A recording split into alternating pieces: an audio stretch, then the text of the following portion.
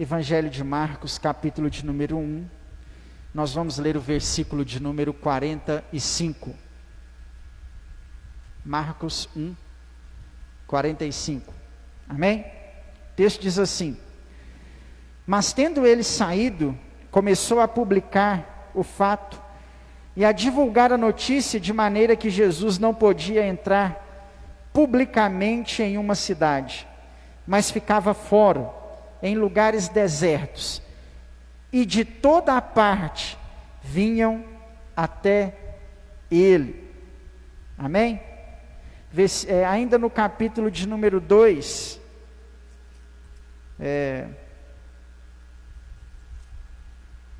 versículo de número 1, né? O próximo versículo que nós estamos lendo. Alguns dias depois, entrou outra vez em Cafarnaum, e soube-se que ele estava em casa. Deus, esta é a tua palavra que foi lida e será ministrada aos nossos corações. A minha oração, Deus, é para que o teu Santo Espírito fale aos nossos corações nessa noite, que nós possamos, ó Pai, aprender de ti aqui neste lugar, que esta palavra, Deus, tenha o poder transformador sobre nossas vidas e que ela possa nos aproximar do Senhor nessa noite. A minha oração, Deus, é para que o seu nome seja santificado através desta mensagem, que onde, Deus, ela estiver chegando, que cada coração que a estiver recebendo, possa experimentar um pouco do teu cuidado, do teu poder, da tua ação, em nome de Jesus. Amém, amém. Pode se assentar, meu irmão.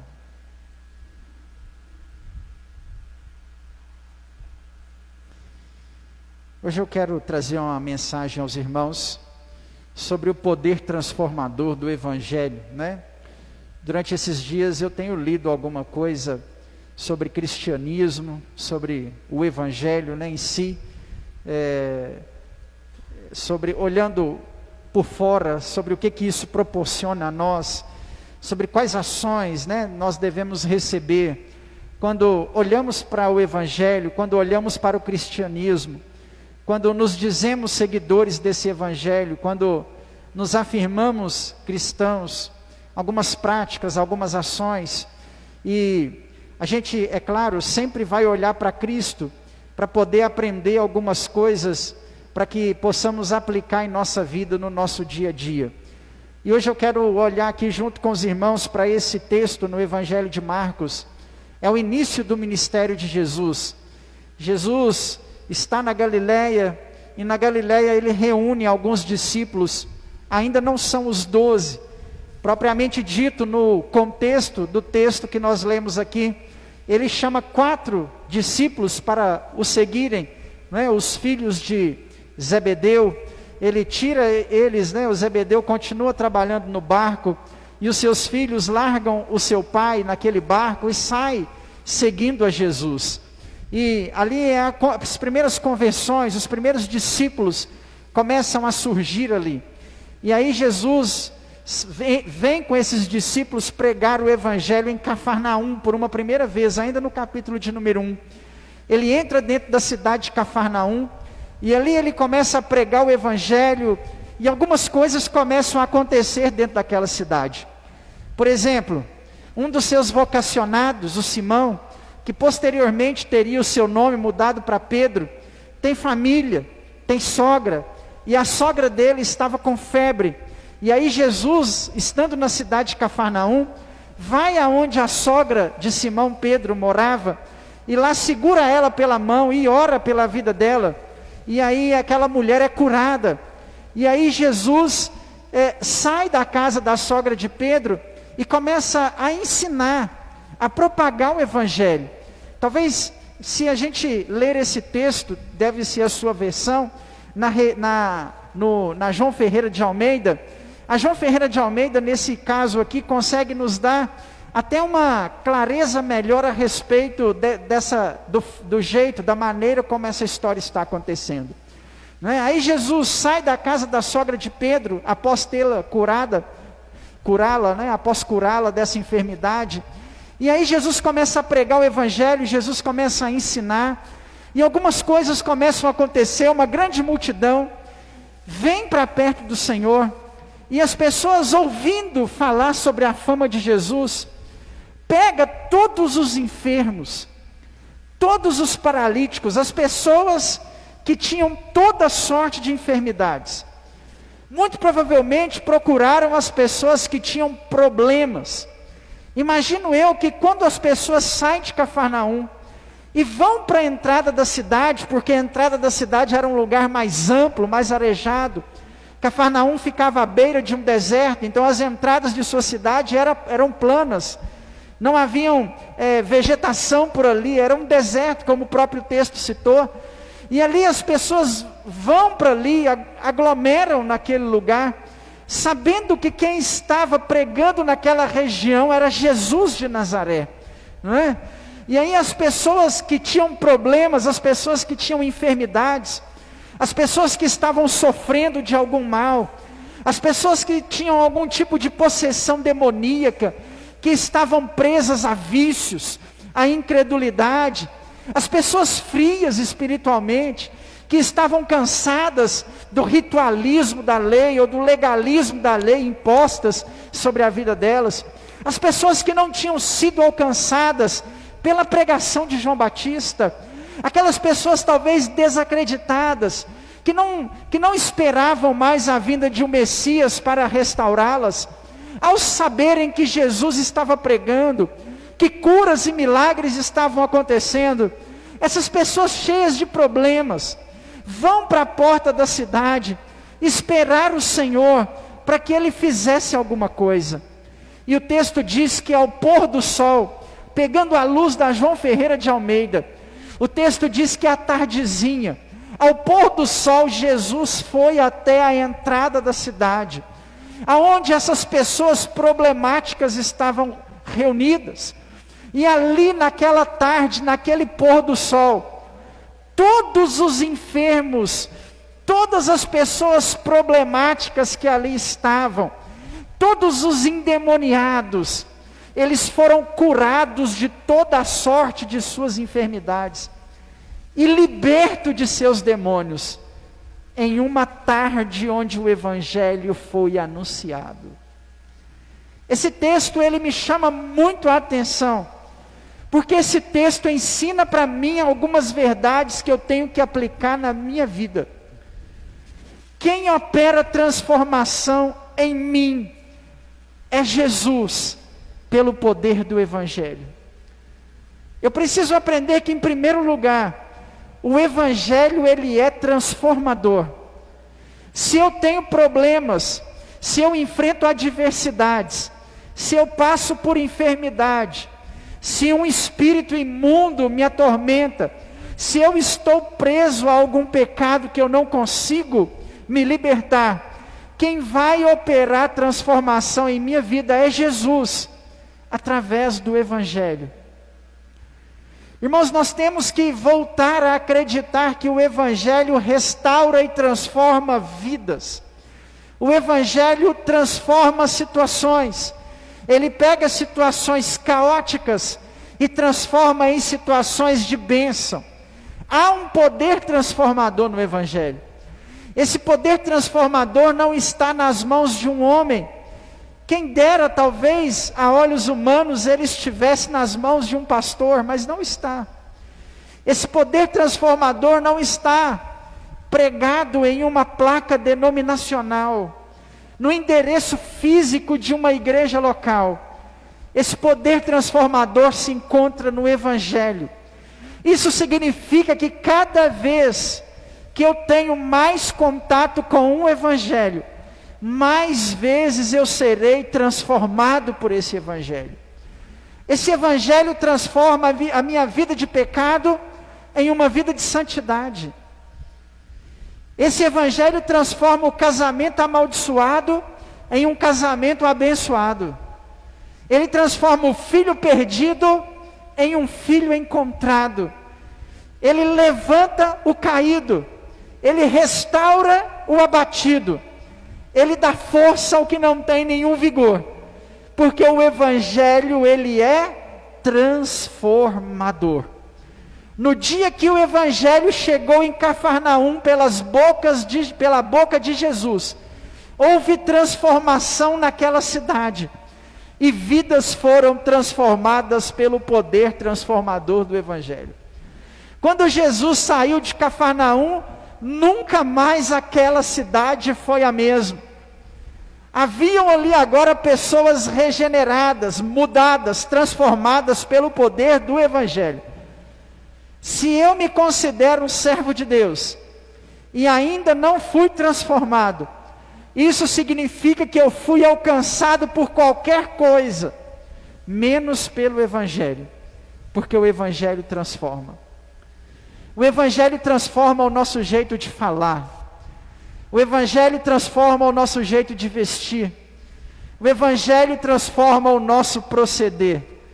O Evangelho transforma as nossas vidas na presença do nosso Deus. Quanto mais contato com o Evangelho nós temos, mais transformados nós somos. Talvez um terapeuta não consegue transformar um casamento, mas o Evangelho consegue. Talvez uma clínica de recuperação não consegue transformar o sujeito, mas o poder transformador do Evangelho consegue. Nunca duvide do poder de transformação que o Evangelho tem, pode ter, sobre a minha vida, sobre a sua vida, sobre a igreja, sobre as pessoas que nos cercam. O Evangelho transforma. Quanto mais contato com o Evangelho eu tenho, contato mesmo, com as histórias contadas por Mateus, Marcos, Lucas e João. Quanto mais contato eu tenho com as boas novas anunciadas por Jesus. Quanto mais contato eu tenho com os milagres, com os sinais, com os prodígios, mais transformado eu serei. Quanto mais contato eu tenho com a igreja, com o mover do Espírito Santo, com estar cheio da graça, do poder do Senhor, mais transformado eu serei. Nós não podemos duvidar nunca do poder transformador do Evangelho. Isso precisa ser o que nos move, irmãos. O que nos mantém com essas portas abertas.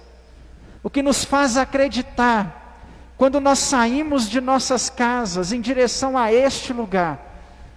O que nos motiva é saber que o Evangelho tem um poder transformador. Porque o mesmo Evangelho que transformou Cafarnaum, transforma a minha vida, transforma a sua vida. O mesmo Evangelho que transformou casas em Cafarnaum, transforma casas também em Lagoa da Prata. Eu tenho que continuar crendo no poder transformador do Evangelho. Esse texto é lindo, porque quando eu olho para esse texto, em segundo lugar, eu aprendo que o Evangelho, ele é ensinador. O Evangelho me instrui. O Evangelho me aponta a maneira correta de servir a Deus. A gente tem enfatizado esta notícia aqui nos últimos dias. Nós gostamos muito de ser abençoados. Todos nós gostamos. Eu gosto muito. Quando Deus abre uma porta, quando uma provisão vem, quando o milagre chega, quando recebemos o afago, o carinho, o manifestar da graça de Deus sobre nossas vidas.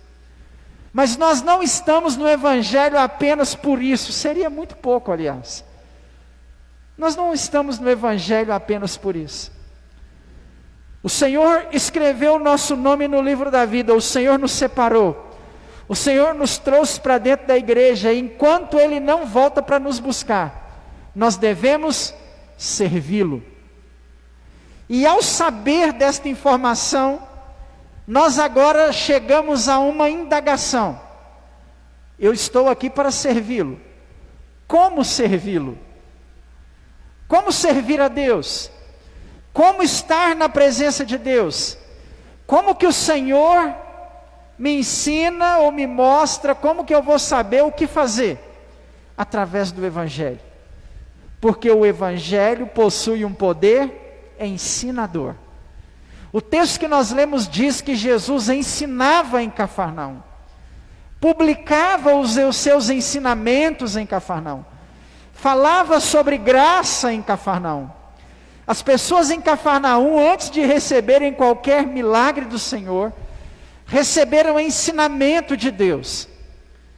Quanto mais contato eu tenho com esse evangelho, mais eu serei instruído em como servir ao meu Deus. O evangelho, ele é ensinador. O evangelho me ensina a orar. Quando eu olho para o evangelho, eu aprendo a jejuar. Quando eu vejo o evangelho, eu aprendo a vencer as minhas tentações. Eu aprendo a meditar na palavra do Senhor. Eu aprendo que cada dia já tem o seu próprio mal. Eu aprendo que o meu levantar e o meu deitar precisa ser para a glória de Deus. Eu aprendo que Deus cuida de mim, porque Ele cuida do pardal, Ele cuida do lírio do campo, Ele cuida de tantas coisas nesse mundo, então Ele vai cuidar também de mim. O Evangelho tem um poder ensinador. Nós não podemos ser a igreja burra, nós não podemos ser o povo do tempo da ignorância. Quanto mais contato eu tenho com o Evangelho, mais instruído de como servir a Deus eu estarei. Muitas vezes nós estamos na igreja ao léu, sem saber o que fazer, como proceder, de que forma agir. Então eu preciso ir para o Evangelho, porque quanto mais perto do Evangelho eu estou, mais instruído eu serei. É o Evangelho que me ensina o que está certo e o que está errado. É à medida que eu conheço o Evangelho que eu aprendo o que eu posso fazer diante de Deus e o que eu tenho de evitar de fazer diante de Deus. O Evangelho possui um poder ensinador. Em terceiro lugar, o Evangelho possui poder de cura. Quando o Evangelho foi pregado em Cafarnaum, as pessoas que estavam enfermas foram para fora da cidade, para as portas da cidade, na esperança e na expectativa que foi alcançada naquele pôr do sol, de receber uma cura de Deus. Eu aprendo que o Evangelho cura. Marcos 16, versículos 15 e 16. Ide por todo o mundo, pregai o Evangelho a toda criatura. Quem crê e for batizado, será salvo. Quem, porém, não crê, já está condenado. E colocarão as mãos sobre os enfermos e os curarão. Pisarão em serpentes e escorpiões, beberão venenos mortíferos, e estes não te causarão dano algum. O Evangelho possui um poder de cura. Pulei uma parte do versículo 16 que diz assim: e estes sinais hão de seguir aqueles que creem. Em meu nome expelirão demônios, curarão enfermos, falarão novas línguas, pisarão em serpentes. Se derem a vocês alguma coisa mortífera, não vos causará dano algum. Mas o versículo 15 disse: ide e pregai. O quê? O Evangelho. Porque o Evangelho tem poder de cura. O poder do Evangelho de cura é um poder tão transformador, que se alguém der para você veneno, não vai te causar dano algum. Por conta, abre parênteses, me veio algo à mente aqui, né? Não tinha pensado nisso não, pensei agora. Por conta dessa pandemia aí, a gente ouviu falar várias indagações, né? Quando começou a pandemia, a gente pensava assim, e oramos por isso: ó Deus, manda uma vacina. E o problema era que não tinha uma vacina. Hoje tem uma vacina. E a indagação que a gente escuta é: toma vacina ou não toma vacina? Né? Esses dias um irmão colocou no grupo da igreja, eu não sei se você ouve todos os áudios do grupo da igreja, mas eu não ouço todos os áudios do grupo da igreja, mas esse aconteceu de eu ouvir. E aí eu baixei o áudio, e no áudio uma mulher dizia que o Apocalipse estava chegando, que os 4 cavaleiros já estavam descendo, que a NASA encontrou um cometa que ia chocar com a Terra em 2022, e que os Transformers, né, ela fala mesmo no áudio, eu não sei se vocês ouviram, o Transformers ia invadir a Terra. E aí eu fiquei pensando no Bumblebee chegando, né? Aí na hora que ela falou que os Transformers iam invadir a Terra, eu pensei assim, agora acabou mesmo, agora é o fim, né? E aí que a vacina tem um plasma, que vai mudar a nossa genética. Eu não sei qual é a sua posição relacionada à vacina, respeito ela, seja qual for. Fecho parênteses, de uma coisa eu sei, eu creio no poder do Evangelho, e mesmo que alguém me dê veneno, não me causará dano algum, porque eu creio no Evangelho. Né? Eu não sei se, talvez, o Marcos, que vai ser vacinado primeiro, né? Estava com certo medo no coração. Ai, será que isso é? Será que isso não é? Né? Mas eu sei que o Marcos tem o poder do Evangelho na vida dele. E mesmo que dê veneno, não causará dano algum. Porque o poder do Evangelho tem poder de cura. Irmãos, a gente precisa voltar a ser a igreja do passado. Eu me lembro que quando eu me converti, a gente tinha algumas práticas interessantes, já contei isso para os irmãos aqui. A gente levava ceia para quem estava doente, porque a ceia curava. Estava lá o irmão doente, levava ceia para ele, o irmão era curado. Não sei se era porque exercitava a fé, tinha um ponto de contato, alguma coisa assim, mas a pessoa era curada. Eu me lembro que quando tinha alguém enfermo, a gente lia a Bíblia para ela e ela era curada, porque há poder de cura no Evangelho, o Evangelho cura. Jesus diz que se esse Evangelho for pregado, as pessoas vão ser curadas. Nós não precisamos de mais nada a não ser do Evangelho. Nós não precisamos de holofotes, nós não precisamos de famosos, nós precisamos do Evangelho, porque o Evangelho traz cura, o Evangelho tem poder de cura, onde há Evangelho há cura, se pregarmos o Evangelho as curas vão acontecer. Vivemos num tempo de enfermidades, que nos alcançam, seria muito bom que praga alguma chegasse à nossa tenda, como disse o Salmo 91, tomara que esse versículo se cumpra na minha vida, na sua vida, na minha casa, na sua casa, na minha tenda, na sua tenda, na tenda de quem está assistindo essa mensagem. Mas nós sabemos que estamos no meio de tudo isso. Poderemos enfrentar algum tipo de enfermidade, seja ele qual for. E se ela chegar, tomara que ela nunca chegue, nem essa e nem nenhuma outra.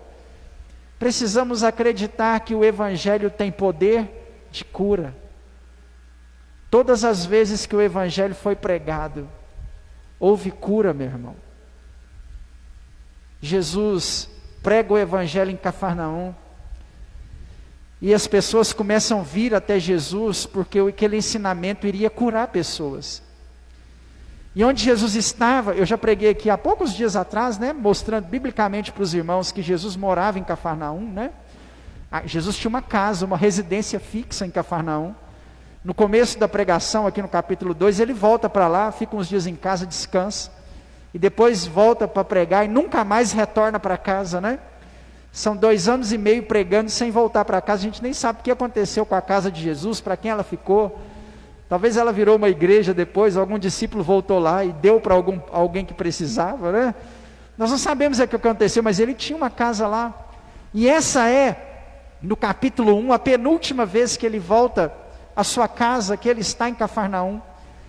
E as pessoas começam, ouvindo essa mensagem, sabendo que ela curaria. Eles vão até a casa de Jesus, mas lá não tinha espaço.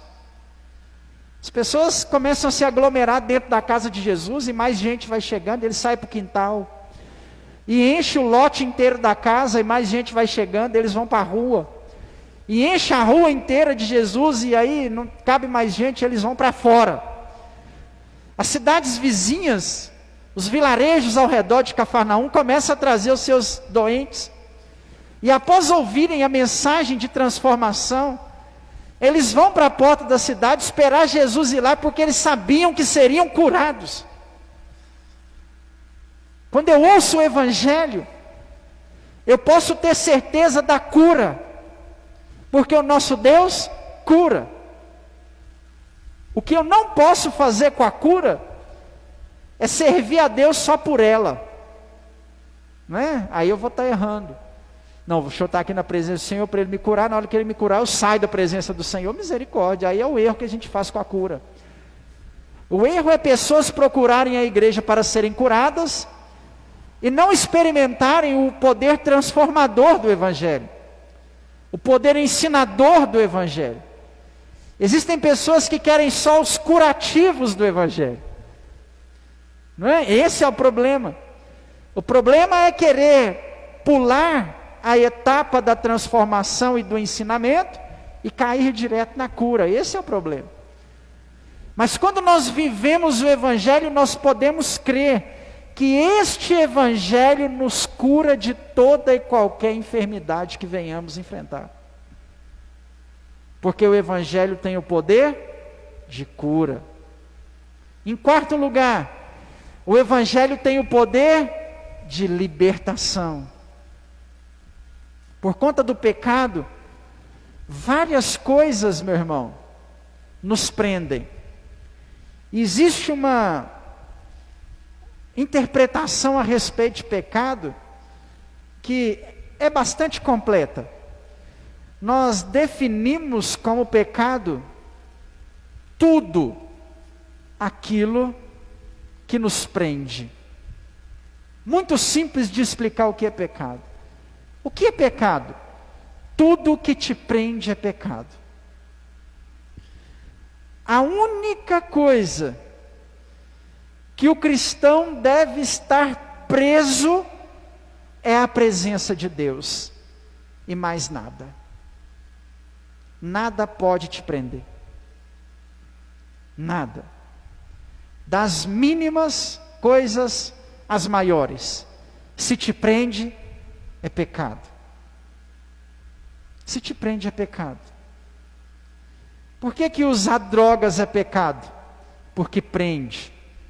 Vamos usar os exemplos extremos.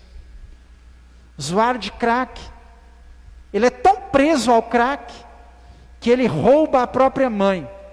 Ele furta objetos da própria casa, para trocar a troco de uma pedra, que ele vai cheirar ela em poucos minutos.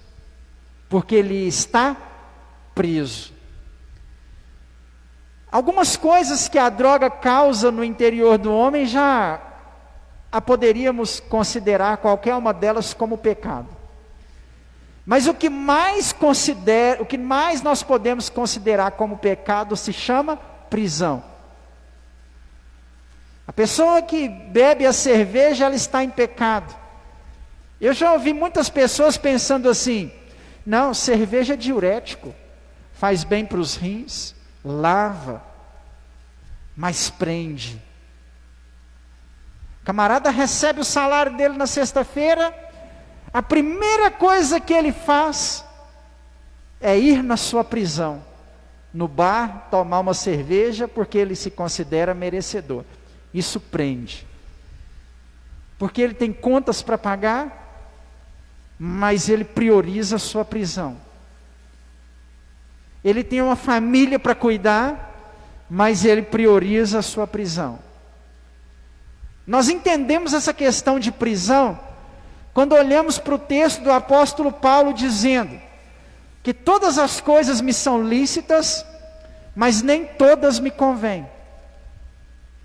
Então, das mínimas coisas às máximas coisas que me prendem, tudo me é lícito, mas se me prende, não convém. Você pode torcer para o time de futebol, mas se o time de futebol te prende, é pecado. Eu não sei te falar, porque a palavra já conotaria para a gente uma prisão, né? Então eu vou mudar a frase aqui um pouco. Sabe por que no passado e ainda hoje a gente considera novela como pecado? Porque te prende. Porque você tem que saber o que vai acontecer amanhã. Com quem que a fulana de tal vai casar. E aí às vezes você falta ao culto para não pode perder a novela das 9. Eu não diria para você, se você estiver lá na sua casa e parar e assistir, problema nenhum. Qual o problema? Seria um programa de televisão como qualquer um outro. Talvez você assiste Chiquititas, Carinha de Anjo, que não tem sexo, não tem homossexualismo, as novelas do SBT não tem essas coisas, né? Entre aspas. Talvez você assiste outra coisa, talvez você assista a novela, porque chama novela. Gênesis estreou essa semana. Se te prende, é pecado. Porque é uma prisão. Se o café te prende, eu não consigo ficar sem um café. É pecado. A pessoa que fuma, ela está presa. E o que faz o cigarro um pecado é a prisão.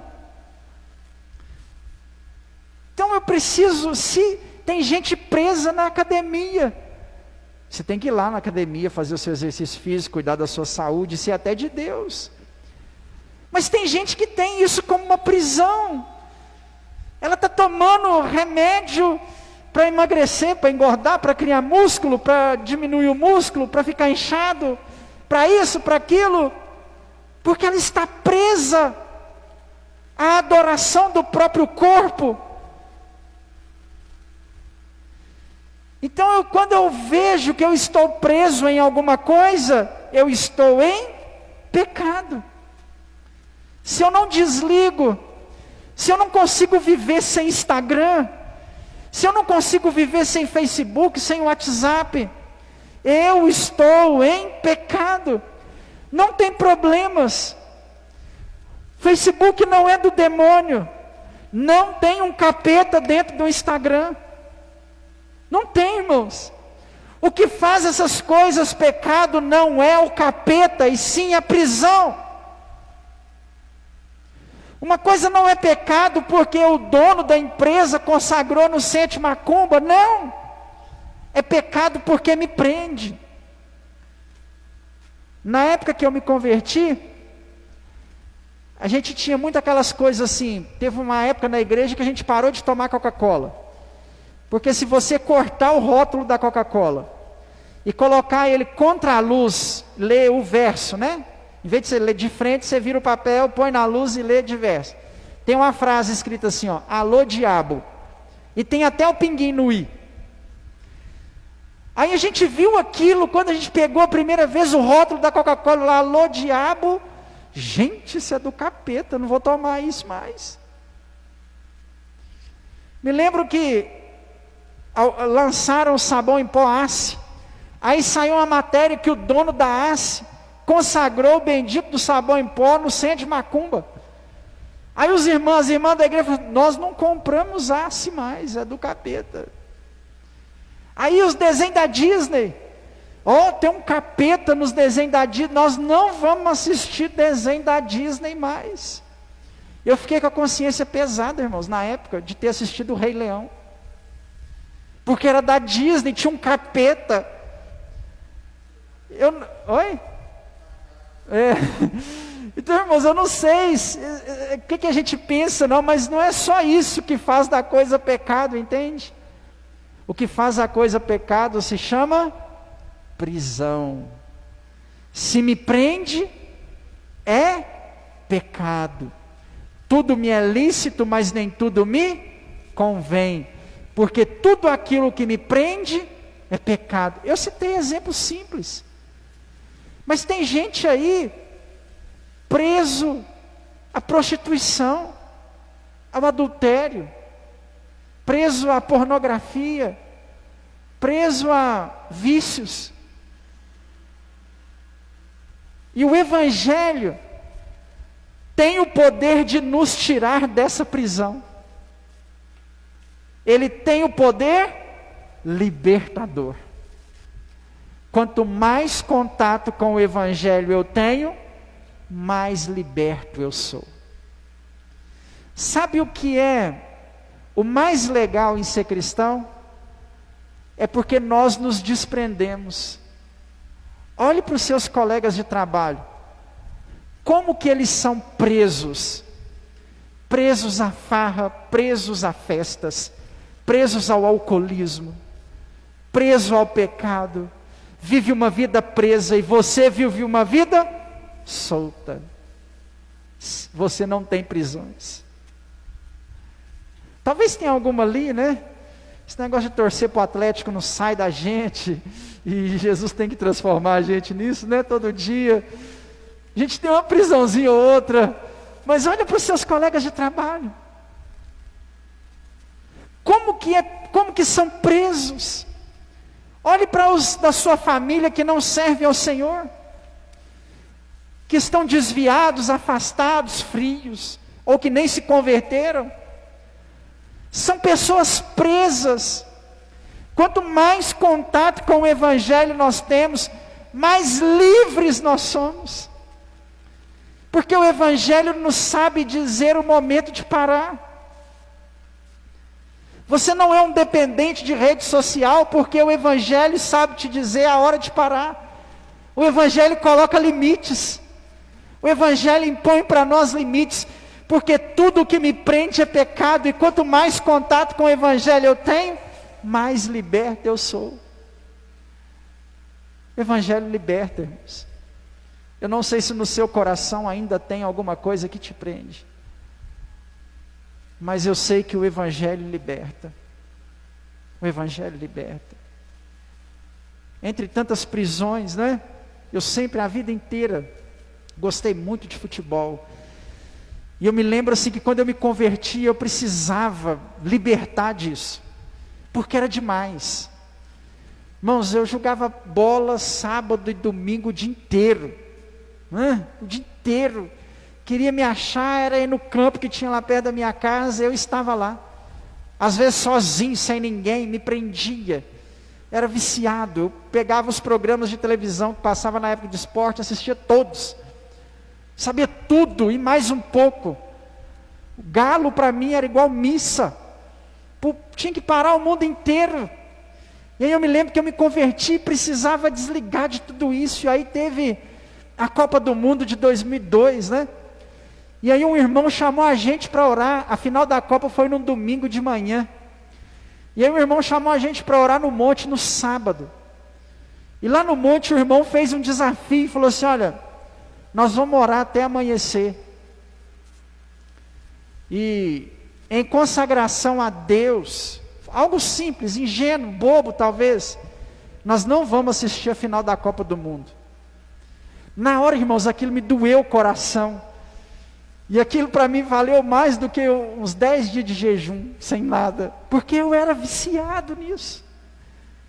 E nós oramos, irmão, até o amanhecer naquela noite. E aí fui embora para casa. E eu lembro, minha mãe ligou a televisão e eu pedi para baixar o volume, me tranquei dentro do quarto e fiquei. Eu não assisti Brasil e Alemanha na final da Copa de 2002. Sabe que dia que eu assisti? No começo da pandemia, eles reprisaram o jogo. Aí eu falei assim: agora vocês me dão licença, é 4 horas da... Eu não vi esse jogo em 2002, né? Eu fui lá para o quarto, para a televisão, só o Thiago, Gabriel, eu não vi esse jogo em 2002, agora eu vou ver. Reprisou na televisão, aí eu assisti. Naquele dia eu não assisti. E o Senhor, irmãos, uma pequena coisa simples, insignificante, libertou. Eu, se for julgar o time que eu torço, ou o Brasil, em qualquer horário de culto, não faz diferença. É claro que se eu estiver em casa eu assisto, mas se tiver um culto, um momento de oração, uma visita, uma palavra para preparar, algo para fazer, ou mesmo em casa, se eu for ficar sem, não me faz diferença, porque são as prisões que o Senhor nos liberta.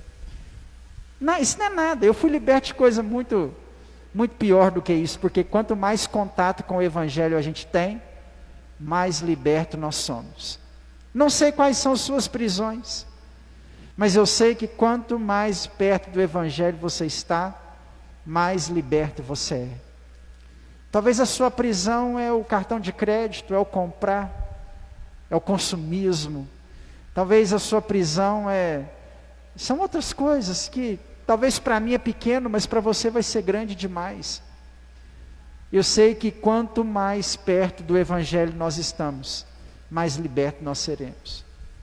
O que o Evangelho proporcionou em Cafarnaum naquela tarde, não mudou. Ele continua proporcionando nas nossas vidas até os dias atuais. O Evangelho que nós seguimos, irmãos, ele é transformador, ele é ensinador, ele cura e ele liberta. Não tire isso do seu coração, porque tudo o que nós precisamos é do Evangelho, é das boas novas de salvação, daquilo que o Senhor tem para cada um de nós. Amém? Glória a Deus. Vamos colocar de pé, vamos orar. Coloque a mão no seu coração. Pai, nós cremos no poder desse Evangelho. Nós cremos, ó Pai, no poder desse Evangelho que alcança as nossas vidas todos os dias. Nós cremos no poder do Evangelho que nos transforma, que nos ensina, que nos cura, que nos liberta cotidianamente. Eu oro, Deus, para que a ação desse Evangelho esteja alcançando a vida dos irmãos que aqui estão. Que o poder desse Evangelho, que a unção desse Evangelho, esteja alcançando a vida dos irmãos que nos acompanham por essa transmissão, de cada pessoa que está vendo essa mensagem nesse momento. Que teu Evangelho traga transformação para as nossas vidas, para a nossa casa. Que teu Evangelho continue nos instruindo, que teu Evangelho continue nos curando, nos libertando de todo o mal. Em nome de Jesus, é a nossa oração. Meu irmão, que o Senhor te abençoe e te guarde. Que o Senhor resplandeça sobre ti o teu rosto e tenha misericórdia de ti. Que sobre ti o Senhor levante o rosto dele e te dê a paz, em nome de Jesus. Amém? Cumprimente o irmão da esquerda, da direita, com a graça e a paz do Senhor. Desejo para ele aí um fim de semana abençoado.